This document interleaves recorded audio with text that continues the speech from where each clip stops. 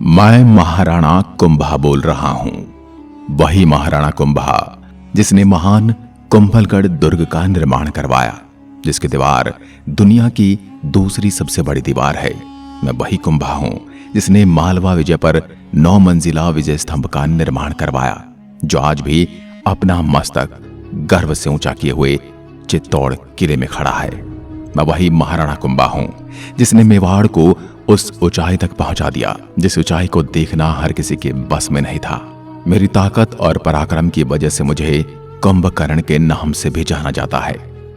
मेवाड़ में निर्मित 84 किलों में से 33 किले बनाने का कीर्तिमान अकेले मेरे नाम है। मुझे चित्तौड़ दुर्ग का आधुनिक निर्माता भी कहा जाता है, क्योंकि चित्तौड़ दुर्ग का वर्तमान अधिकांश भाग मेरे द्वारा ही बनाया गया है। आज मैं आपको बताऊंगा कि कैसे मैंने उस समय की सबसे शक्तिशाली रियासतों को धूल चटाई और कैसे सब तरफ अपनी कीर्ति और यश का परचम लहराया। मैं मेवाड़ का 5वां सबसे शक्तिशाली और पराक्रमी शासक था। मेरा शासनकाल 1433 से 1468 तक रहा। मेरे पिता का नाम मौकल और माता का नाम सौभाग्यवती परमार था। मुझे हिंदू सुरतान के नाम से भी जाना जाता है। मैं मेवाड़ के भीष्म चुंडा का भतीजा हूं, जिन्होंने अपने सौतेले भाई मौकल यानी मेरे पिता के लिए राज छोड़ दिया था। मेरा जन्म मकर संक्रांति के दिन 1417 ईस्वी में हुआ था। मेरी छोटी आयु में ही गुजरात का शासक अहमद शाह हमला करने को आया हुआ था, जिसे रोकने के लिए मेरे पिता मौकल गए हुए थे। लेकिन मेरे ही रिश्तेदारों द्वारा, मेरे चाचा और महपा पवार के द्वारा विश्वासघात की वजह से उनके द्वारा ही उनको राजसमंद के झिलवाड़ा नामक जगह पर मार दिया गया और मेरे को जैसे तैसे बचाकर चित्तौड़गढ़ पहुंचा दिया गया। उसके बाद मेरी एक माँ, जिनका नाम कमला देवी था, उन्होंने अहमद शाह का सामना किया और उसको वहां से लौट जाना पड़ा। मेरे पिता को मारने के बाद वे तीनों मालवा भाग गए। मैंने चित्तौड़ आकर मेरी दादी हंसाबाई को सारी आप बीती सुनाई। मेरी दादी को मुझे भी मार डालने का डर सताने लगा। उन्होंने इसके लिए अपने भाई मारवाड़ के राजा रणमल को संदेशा पहुंचाया और मारवाड़ के रणमल मेरी रक्षा के लिए मेवाड़ आए और वो एक समय मेरे पिता के भी रक्षक थे। राणा रणमल बहुत ही साहसी और पराक्रमी थे। उनका विशालकाय शरीर देखकर ही उनसे लड़ने की कोई चेष्टा भी नहीं करता था। मैंने गद्दी पर बैठते ही सबसे पहले पिता के हत्यारों को मारने की यानी उन्हें सजा देने की योजना बनाई और उसके लिए रणमल को भेजा। उन्होंने चाचा और मेरा को तो मार गिराया, लेकिन महपा पवार वहां से भागकर मालवा के शासक महमूद खिलजी की शरण में चला गया। इधर रणमल के मेवाड़ में रहने से धीरे धीरे मेवाड़ पर राठौड़ों का हस्तक्षेप बढ़ने लगा और इधर मेवाड़ की सेना के प्रमुख थे चुंडा के भाई राघव देव। दोनों की आपसी रंजिश में राणा रणमल राघव देव को मार देते हैं, जिससे और मारवाड़ के राठौड़ों का हस्तक्षेप बढ़ने लगा और रणमल की नीयत मेवाड़ को लेकर बिगड़ने लगी। उस समय राणा रणमल की एक महिला मित्र थी जिसका नाम भारमली था। जब रणमल भारमली से मिलने गया तो उसने मुझे यानी कुंभा को मारने की बात कही। भारमली एक देशभक्त महिला थी। उसके यह सुनते ही उसके पैरों तले जमीन खिसक गई। उसने यह सब सच्चाई मेरी दादी हंसाबाई को आकर सुना दी। अब हंसाबाई ने चुंडा को संदेश भिजवाया, जो कि नाराज होकर मालवा जाकर नौकरी कर रहे थे। लेकिन जब अपने राज्य पर आई विपदा की बात चुंडा को पता चली तो वे फौरन वहां से वापस आए और भारमली के साथ मिलकर रणमल को मारने की योजना बनाई। उसके बाद जब रणमल भारमली से मिलने गया तो भारमली ने उसको खूब शराब पिलाई और मौका पाकर उसने चुंडा के सैनिकों को खबर दी और बेहोशी की हालत में सैनिकों ने उस पर चारपाई डालकर हमला कर दिया। लेकिन उसको चाकू मारने की वजह से वो होश में आ गया और घायल अवस्था में भी उसने सैनिकों समेत चारपाई को उठा लिया और कुछ सैनिकों को उसने दीवार पर भींचकर मौत के घाट उतार दिया। इससे आप इस बात का अंदाजा लगा सकते हैं वो कितना शक्तिशाली आदमी था। लेकिन जैसे तैसे चुंडा के सैनिक उसको मार देते हैं और जब यह घटना घटित हुई तब रणमल के भाई और बेटे एक दूसरे महल में संगीत सुन रहे थे और मनोरंजन कर रहे थे और उसी संगीतकार को इस घटना का पता चल जाता है तो वह रणमल के बेटे जोधा को कहा, जोधा भाग सके तो भाग थारो रणमल मरियो जाए। ये सुनते ही जोधा और उसके सैनिकों ने आओ देखा न ताओ अपने जूते चप्पल हाथ में लेकर भाग छूटे। लेकिन चुंडा ने कहा कि उनका पीछा किया जाए, लेकिन वह बचकर निकल गए और बीकानेर जाकर रुके। इधर चुंडा ने उनके राज्य मंडोर पर अपना अधिकार जमा दिया। फिर जोधा ने धीरे धीरे करके अपना घर वापस लेने की योजना बनाई। जैसे तैसे सेना इकट्ठी की और मंडोर पर आक्रमण किया, लेकिन उसको हार का सामना करना पड़ा। काफी समय प्रयास करने पर भी उसको निराशा ही हाथ लगी और एक दिन जब वह युद्ध से बुरी तरह घायल होकर जा रहा था तो उसको प्यास लगी। लेकिन रेगिस्तान की इस तपती धूप में उसको पानी कहाँ मिले। तो दूर उसको एक किसान की ढाणी दिखाई दी। उसने उसकी तरफ अपने घोड़े को दौड़ाया, लेकिन वहां पहुंचने से पहले ही वह गिर गया। लेकिन घोड़ा समझदार था, वह उसको जैसे तैसे उस ढाणी तक लेकर जाता है। लेकिन अंदर किसान नहीं था, उसकी पत्नी थी। वह बाहर आकर देखती है, जैसे तैसे उसको घोड़े से नीचे उतार कर उसको घर के अंदर लेकर जाती है और पानी छिड़क कर उसे होश में लाती है। और मारवाड़ की है एक रस्म है, कोई भी मेहमान घर आता है तो उसको भूखा नहीं जाने देते। उस महिला ने उसको खाना खाने को बोला और उसके सामने खिचड़ा, जो कि मारवाड़ का सबसे प्रमुख भोजन है, परोसा। खिचड़े के बीच में घी देखकर जोधा ने सीधा हाथ घी पर रखा, लेकिन उससे उसका हाथ जल जाता है। यह देखकर वह महिला बोलती है, तू भी जोधा की तरह मूर्ख है क्या? यह सुनकर जोधा ने पूछा कि आपने जोधा को मूर्ख क्यों कहा? तो वो महिला बोली कि जिस तरह जोधा भी सीधा मंडोर पर आक्रमण कर रहा है, उसी तरह तू भी सीधा बीच में हाथ मार रहा है। पहले किनारों से खाना चाहिए और उसके बाद बीच में आना चाहिए। ये बात सुनकर जोधा वहां से एक सीख लेकर जाता है और सीधा मंडोर पर आक्रमण करने की बजाय पहले उसके आसपास के गांव जीतने की कोशिश करता है। और ऐसा करके वह मंडोर के पास पहुंच जाता है और फिर वह संधि करने का प्रस्ताव मेवाड़ भिजवाता है और मेवाड़ और मारवाड़ के बीच संधि हो जाती है, जिसकी सीमा सोजत, जो कि पाली में पड़ती है, उसको निर्धारित कर दिया जाता है। इस संधि को आवल बावल की संधि कहा जाता है। मैंने मेरे पिता का बदला लेने के लिए मालवा के शासक महमूद खिलजी को उनके हत्यारे महपा पवार और एक्का पवार को लौटाने के लिए कहा, लेकिन उसने कहा कि मेरी शरण में आए हुए मेहमानों को मैं नहीं लौटाऊंगा। उसके बाद मेवाड़ और मालवा के बीच युद्ध की स्थिति बन गई और मैंने मालवा पर आक्रमण कर दिया। दोनों के बीच 1437 में मध्य प्रदेश के पास सारंगपुर नामक जगह पर दोनों के मध्य युद्ध हुआ, जिसमें मेवाड़ की विजय हुई। महमूद खिलजी को मुंह की खानी पड़ी और उसके बाद मैंने चित्तौड़ में विजय स्तंभ का निर्माण करवाया, जो आज भी अपने इतिहास की गाथा सुनाता है। अब मैं आपको थोड़ा नागौर की ओर ले चलता हूँ। इस समय नागौर पर फिरोज खान नाम का सुल्तान था, जिसकी मृत्यु हो जाती है। उसके बाद मेरे द्वारा उसके बेटे शम्स खां को वहां का सुल्तान बना दिया जाता है, लेकिन यह बात उसके चाचा को पसंद नहीं आती है और वह उसको कुछ समय बाद वहां से हटा देता है। यह सब होने के बाद शम्स खां वापस मेरे पास दौड़ कर आता है कि मुझे वापस मेरा राज दिलाओ। तो मैंने मुजाहिद खां को मार पीट के वहां से भगा दिया और शम्स खां को वापस वहां का राज दे दिया और उससे कहा कि कायदे से रहना और लगान वगैरह समय पर देते रहना।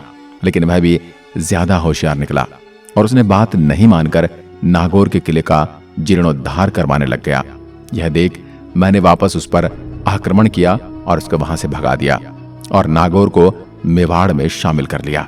वहां से शम्स खां गुजरात के कुतुबुद्दीन शाह के पास जाता है और उससे मदद मांगता है और अपनी बेटी की शादी उससे कर देता है। और जोश में आकर कुतुबुद्दीन शाह मेवाड़ पर आक्रमण करने आता है और उसको भी यहाँ पर मुंह की खानी पड़ती है और हार कर मुंह बिगाड़कर भाग जाता है। जब इस बात का पता मालवा के शासक महमूद खिलजी को पता चलता है तो वह कुतुबुद्दीन शाह के पास जाकर दोस्ती कर लेता है और मिलकर मेवाड़ पर आक्रमण करने की योजना बनाते हैं और मेवाड़ को आपस में बांट लेने की संधि करते हैं, जिसको चंपारण की संधि के नाम से जाना जाता है।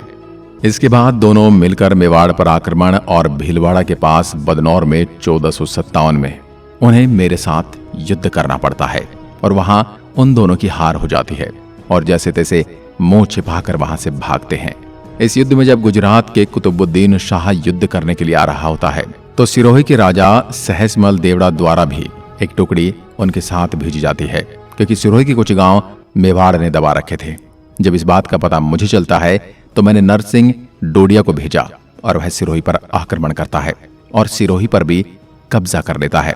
इस तरह अब मेवाड़ का साम्राज्य बड़ा हो गया था। उस समय उत्तर भारत में दिल्ली, मेवाड़, मालवा और गुजरात ही सबसे बड़ी रियासतें थीं और इनमें से गुजरात और मालवा पर तो मेवाड़ का कब्जा हो चुका था और दिल्ली की तो उस समय इतनी औकात ही नहीं थी कि मेवाड़ पर हमला करे।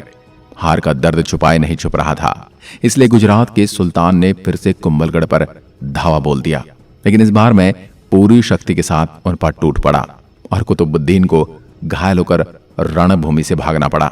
इस युद्ध में जैसे तैसे उसकी जान तो बच गई, लेकिन 25 मई 1458 को कुतुबुद्दीन का अंत हो गया। उसके बाद इसके बेटों ने भी बदले की भावना से आक्रमण किया, लेकिन उनको भी हार का मुंह ही देखना पड़ा। अगर मैं मेरी उपलब्धियों की बात करूं तो सबसे पहले मैंने गागरोन का किला जीता था। गागरोन के बाद मैंने बूंदी को अपने कब्जे में लिया था। सन 1436 में जहाजपुर के समीप मेरे और राव बैरिसाल के बीच भयंकर युद्ध हुआ, जिसमें मेवाड़ की जीत हुई। मैंने मांडलगढ़, बिजोलिया और जहाजपुर को अपने राज्य में मिला लिया। गोड़वाड़ पहले से मेवाड़ के अधीन था, इसलिए आबू और बसंतगढ़ को शामिल करना जरूरी था ताकि गोड़वाड़ की रक्षा की जा सके। उस समय वहां पर शेषमल का अधिकार था। डोडिया के मुखिया नरसिंह को सेनापति बनाकर भेजा और जीत हासिल की। उसके बाद गुजरात के व्यापार का मुख्य मार्ग वागड़ से होकर निकलता था और वागड़ मेवाड़ का हिस्सा होते हुए भी परेशानी बना हुआ था, अतः वागड़ को भी मेवाड़ में मिला लिया। इसके पश्चात रणथंबोर और चाकसू पर भी आक्रमण करके मेवाड़ में शामिल कर लिया गया। मुझे साहित्य और कला में भी बड़ी रुचि थी, क्योंकि अपने राज्य का विस्तार करना और युद्ध करना तो हर किसी राजा द्वारा किया जाता है, लेकिन मैंने साहित्य और कला को भी बढ़ावा दिया गया, जिसकी वजह से ही मेरे शासनकाल को स्वर्ण काल के नाम से जाना जाता है। मेवाड़ में स्थित 84 किलों में से 33 किले मेरे द्वारा ही निर्मित हैं, जिसमें कुंभलगढ़ भी है, जो बाद में मेवाड़ की आपातकालीन राजधानी बना और जहां पर महाराणा प्रताप का राज्याभिषेक हुआ था। इसके अलावा अचलगढ़, मांडलगढ़, बसंतगढ़ भी प्रमुख दुर्ग हैं। इसके अलावा चित्तौड़गढ़ दुर्ग में वर्तमान जो दरवाजे हैं वो भी मेरे द्वारा ही निर्मित हैं। मैं साहित्य प्रेमी भी था। मैंने अपने जीवन काल में कई बड़े बड़े ग्रंथों, पुस्तकों और साहित्य की रचना की थी। मेरे द्वारा रचित रचनाओं में एकलिंग महात्म्य, कामराज, रतिसार, संगीत राज, रसिका प्रिया, सुड़ प्रबंध, गीत गोविंद, संगीत मीमांसा आदि प्रमुख हैं। संगीत राज नामक ग्रंथ 5 उल्लास में बटा हुआ है, जिनमें पथ रत्नकोश, गीत रत्नकोश, वाद्य रत्नकोश, नृत्य रत्नकोश और 80 परीक्षण शामिल हैं। मुझे नाट्य शास्त्र में भी महारत हासिल थी। कामराज रतिसार के बारे में कहा जाता है कि यह कामसूत्र की तरह था। इसके कुल 7 अध्याय थे, जो 155 श्लोकों में बटा हुआ था। इस ग्रंथ की रचना 1461 से 62 में की गई थी। विजयदशमी के दिन मात्र एक दिन में मैंने इस ग्रंथ को लिख दिया था। मुझे हिंदू सुरतान, नंदिकेश्वर और कलश नृपति आदि नामों से जाना जाता है। इसके अलावा अगर अवतार की बात की जाए तो छाप गुरु, हाल गुरु, राजगुरु, दान गुरु, नरपति और अभिनव भरताचार्य के रूप में जाना जाता है। अब मैं बताता हूं कि मेरी मृत्यु कैसे हुई। विक्रम संवत के अनुसार 1525, जबकि 1458 ईस्वी में कुंभलगढ़ के एकलिंग नाथ जी मंदिर में मैं दर्शन करने के लिए गया। वहां पर एक गाय जोर से हम आई। जब मैंने एकलिंग नाथ जी के दर्शन कर लिए और अपने दरबार में चला गया, तब मैंने एक हाथ में तलवार लेकर बोला, कामधेनु तांडव करिए। कुछ समय पश्चात एक व्यक्ति ने काम के लिए निवेदन किया, तो मैंने पुनः यही बात दोहराई थी, कामधेनु तांडव करिए। आगामी 3-4 दिनों तक यह घटना घटित होती रही। मेरे छोटे पुत्र रायमल ने हिम्मत कर अपने पिता से पूछा, यह बात आप बार बार क्यों बोल रहे हैं? तब मैं क्रोधित हो गया और मैंने लोगों से कहा कि रायमल को मेवाड़ से बाहर निकाल दो। ये कथन सुनकर रायमल ईडर चला गया। मेवाड़ के लोगों और राज दरबारियों में से किसी की भी हिम्मत नहीं थी कि मेरे से कुछ सवाल पूछे। ज्योतिषी के अनुसार महाराणा कुंभा की मृत्यु चारण के हाथों से होगी। इस जानकारी के बाद मैंने सभी चारणों को मेवाड़ से बाहर निकाल दिया, लेकिन एक चारण राजपूत बनकर वहीं पर रह गया। उसके इस उदाहरण ने मेरे सामने यह साबित किया कि चारण गलत नहीं है। आपने उन्हें जबरदस्ती मेवाड़ से बाहर निकाल दिया। धीरे धीरे मेरा दिमाग काम करना बंद कर दिया। एक दिन कुंभलगढ़ के किले में कटारगढ़ के उत्तर की तरफ मामादेव नामक स्थान के पास कुंड पर मैं बैठा था। तभी मेरा बेटा उदा सिंह वहां पर पहुंचा और उसने तलवार निकालकर मुझे मौत के घाट उतार दिया। इसी वजह से उसे पितृहंत भी कहा जाता है और इसी के साथ एक महान पराक्रमी और साहित्य प्रेमी व्यक्ति का अंत हो गया। दोस्तों, मेवाड़ को इतना शक्तिशाली बनाने में महाराणा कुंभा का जो योगदान रहा है उसका कोई सानी नहीं है। उनकी ही देन थी कि राणा सांगा मुगलों से लोहा लेते रहे और लंबे समय तक मेवाड़ जीवित रहा और इतिहास में अपनी एक अनूठी छाप छोड़कर अगर महाराणा कुंभा द्वारा रचित साहित्य की बात करें तो उन पर इतना ही बड़ा एक और वीडियो बनाया जा सकता है। इतना ही नहीं, उनकी लंबाई को लेकर भी काफी प्रश्न खड़े होते हैं। उनकी ऊंचाई कितनी थी? लेकिन कुंभलगढ़ में स्थित एक शिवलिंग है जिसकी ऊंचाई 5 फीट है और ऐसा माना जाता है कि महाराणा कुंभा बैठकर उस पर जल चढ़ाते थे। उस हिसाब से उनकी लंबाई 7 फीट से भी ज्यादा थी और उनका वजन 1 क्विंटल से भी ज्यादा था। उनके द्वारा बनाए गए किलों पर भी एक जांच कमेटी बैठी और एक इंसान अपने जीवन काल में इतने निर्माण कैसे कर सकता है। लेकिन उस जांच में भी यही सामने आया कि कुंभा ने ही इतने किलो का निर्माण करवाया था। दोस्तों, हमारे देश की बड़ी विडंबना है कि अपने महापुरुषों को अपनी किताबों में शामिल नहीं किया। आज शाहजहां द्वारा बनाया गया ताजमहल सभी जानते हैं, लेकिन कुंभा द्वारा बनाया गया विजय स्तंभ और दुनिया की दूसरी सबसे बड़ी दीवार कुंभा ने बनवाई, ये बहुत ही कम लोग जानते हैं। इसके लिए इस वीडियो को अधिक से अधिक शेयर करें और अपने पूर्वजों को सम्मान देने में हमारी सहायता करें और चैनल को सब्सक्राइब करके बेल आइकन जरूर दबाएं। एक बार फिर मिलते हैं एक और ऐसे ही महान व्यक्तित्व के साथ। तब तक के लिए नमस्कार। जय हिंद, जय भारत।